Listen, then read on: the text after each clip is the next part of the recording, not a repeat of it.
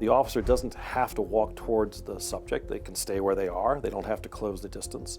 They can put projectiles on the ground, and that in itself is enough typically, and 90+% of the time, to actually just change the behavior. What happens is their attention shifts from an outward focus on the police officer or their intent to commit crime or cause an assault, and their attention draws inward because of the temporary discomfort. They're not thinking outside of themselves, they're thinking about how they're being affected, and that distraction, that change in attention is what allows police officers to move in from certain angles to apply holds and then handcuffs, because they're not thinking about what they were doing, they were thinking about the impact and the sensation of the PAVA in the air.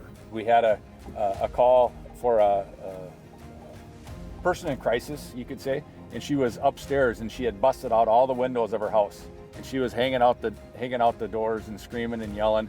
Officers got into the house, and we had been negotiating with her to turn herself in for quite some time. As the officers get inside the house, and she starts barreling down the stairs, just ready to go, and the officers hit her with 6 projectiles, and she gets down at the bottom of the stairs, and she's so, just not prepared for that. She said that didn't hurt, and we took her into custody, and that was the end of the day.